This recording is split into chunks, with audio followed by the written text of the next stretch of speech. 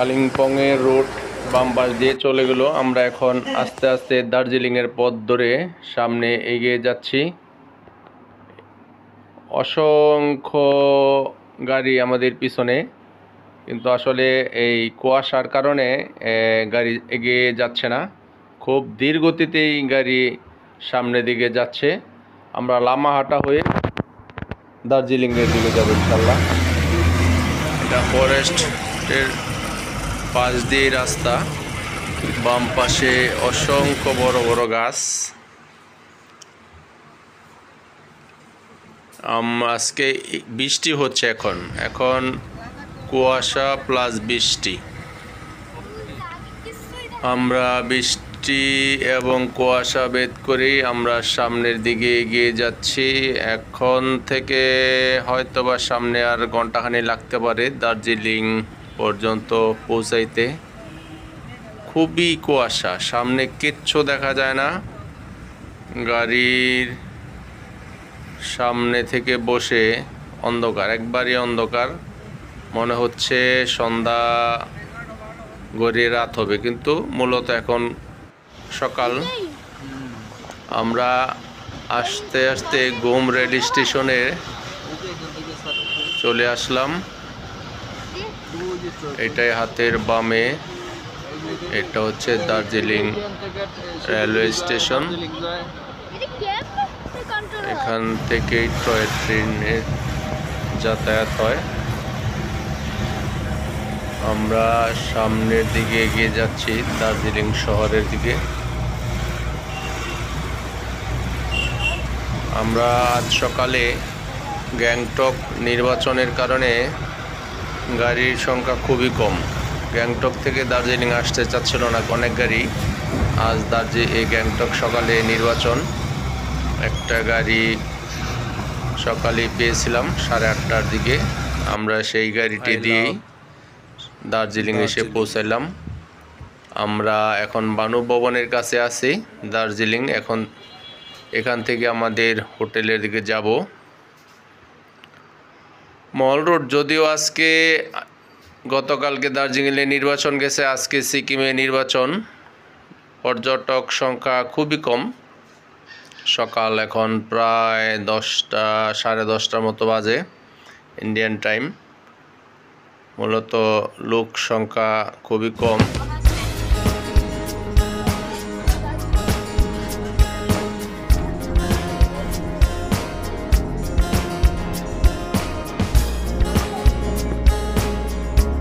মেলের পাশে golden tea garden, অনেক বড় এই চায়ের দোকান। এখানে অসংখ্য রকম, অনেক বেশি মানুষ এখানে আসে। পর্যটকরা আসলে এখান থেকে চা নেয়। আশেপাশে 2-3টা দোকান আছে বড় বড়, অনেক রকমের চা। সর্বনিম্ন 400 থেকে শুরু করে কয়েক হাজার টাকা পর্যন্ত দাম কেজিতে। এখানে চা দেখতেছেন বিভিন্ন জন, আমরাও দেখলাম। এই চায়ের কত রকম ফ্লেভার, ভ্যারাইটিস মোড়কে এখানে এই যে সারি সারি চায়ের সাজিয়ে রাখা হয়েছে। এই যে চায়ের, এখানে ওনাদের নিজস্ব বাগানের চা। আপনার যদি কারো ট্রাই করার প্রয়োজন হয়, এখান থেকে ওনারাই চা গরম পানি দিয়ে তৈরি করে আপনাদের টেস্ট করার ব্যবস্থাও আছে। এখানে আমাদেরকেও ওনারা চা দিয়ে আপ্যায়ন করলো। দেখলাম না, আসলে চায়ের ফ্লেভার খুব চমৎকার, নান্দনিকভাবে সাজানো হয়েছে, খুব সুন্দর পরিপাটি। এই যে সামনের দিকেই গেলে দেখা যাচ্ছে এই যে অসংখ্য প্যাকেট বিভিন্ন মোড়কে। দার্জিলিং এর মেলের পাশেই, যেখানে টেস্ট এবং ফ্লেভার আপনি যাচাই করার জন্য তারাই তৈরি করে আপনাকে সামনে এনে হাজির করতেছে। তার সামনেই দুই পাশেই দুইটা বড় বড় ফোয়ারাটার সামনেই দুদিকে দুইটা রোড চলে গেছে। আমার পিছনেই স্টল।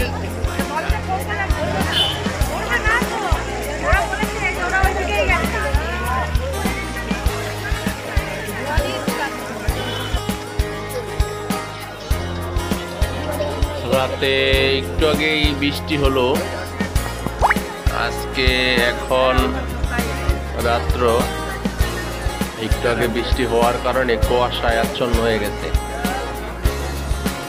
মেলের পাশে সন্ধ্যার পর অসংখ্য মানুষ এখানে আসে অবসরের সময়টা কাটানোর জন্য। আজকে একটু অন্ধকার, বৃষ্টি হওয়ার কারণে অন্ধকার অন্ধকার লাগতেছে।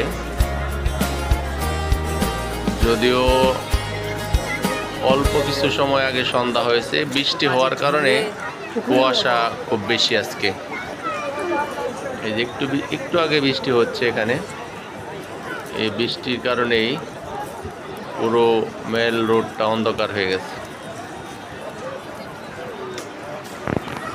এখান থেকে এই যে বাম পাশে লাইট জ্বলতেছে, এটা হচ্ছে মেল মার্কেট। যারা কেনাকাটার জন্য অনেকে নিচে থেকে কেনাকাটা করে যায়। এটাই হচ্ছে হোটেল গ্যাংচার হোটেল। এই থেকে এই যে মল রোড সর্বোচ্চ 100 গজ। এটাই হচ্ছে হোটেল অবস্থা। ওই যে মল রোডের এখানে বেশি দূরত্ব না, 1 মিনিটও লাগে না। এটা হলো মিডল পয়েন্ট। এখন আমরা যাচ্ছি সিটি ট্যুরে। আজকে সিটি ট্যুর প্রথম। আজকে কয়েকটি স্পটে আমাদেরকে নেওয়ার কথা। প্রথম স্পটে এটা জাপানিজ টেম্পল। আমরা আসলাম, এখান থেকে পরবর্তীতে কোথায় নিয়ে যায়। বিশাল বড় সারি সারি গাছ, অনেক বড় বড় গাছ, এই যে পাইন গাছ। আমরা এখন সিঁড়ি বেয়ে উপরের দিকে যাচ্ছি। এখানে একটা বৌদ্ধ মন্দির আছে, মূর্তি, আসলে মন্দির না মূর্তি। এই জাপানিজ টেম্পলের উপর থেকে পুরো দার্জিলিং শহরটি দেখা যায়, অনেক উপরে। Japanese temple Darjeeling. এখানে যে গাছগুলো আছে আসলে এক একটা গাছ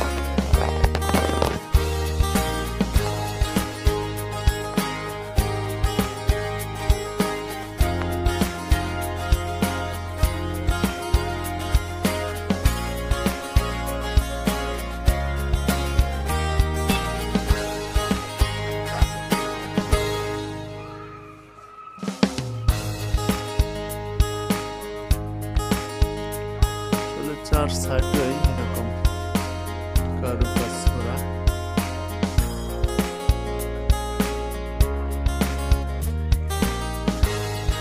সেই বিশাল বিশাল গাছ।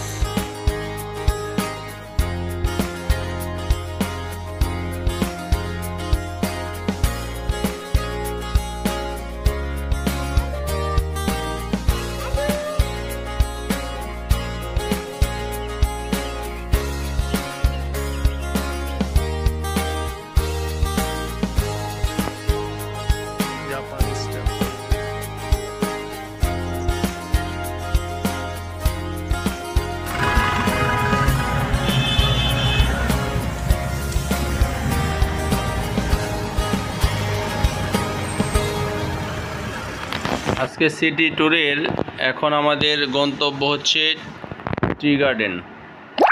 জাপানিজ টেম্পল শেষ করে গোম রেল স্টেশনের সামনে দিয়ে আমরা এখন ট্রি গার্ডেনের দিকে এগিয়ে যাচ্ছি। এটি হচ্ছে মূল শহরের ব্যস্ততম একটি রাস্তা দিয়ে আমরা টি গার্ডেনে চলে আসলাম। Darjeeling tea garden. এই পাহাড় থেকে দূর ওই পাহাড় পর্যন্ত যেদিকেই তাকানো যায় চা গাছ। বিশাল টি গার্ডেন এটি দার্জিলিংয়ের, বিশাল বড়। অনেকেই এখানকার আঞ্চলিক পোশাক পরে এই যে ফটো সেশন করতেছেন। আসলে আমাদেরও শখ হয়েছিল, সময় এবং প্রতিকূলতার কারণে প্রতিবার তো সম্ভব হচ্ছে না। অসংখ্য বাড়ি, প্রত্যেকটা পাহাড়ের বাজে বাজেই মনোরম ডিজাইনের সুন্দর সুন্দর বাড়ি।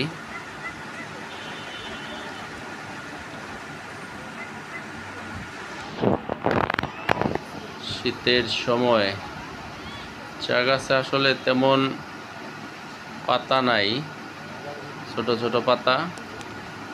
আসলে অসংখ্য পর্যটক আসার কারণে এখানে পাতা থাকে না। মূলত দেখা যায় যে যেই পাতা ধরে সেই পাতাটা টানতে ছিঁড়ে ফেলে, আসলে তা ঠিক না। যার কারণে এখানে পাতা থাকে না তেমন এইসব স্পটের চা বাগানগুলোতে।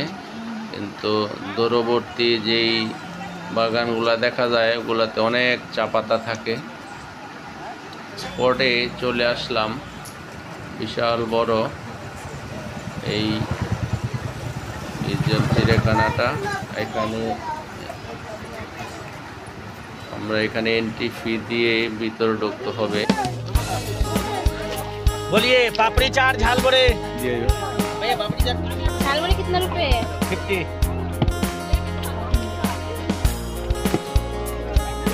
हाँ दीजिए दादा भैया, एक पापड़ी ऐसे ही दे दो ना। मजा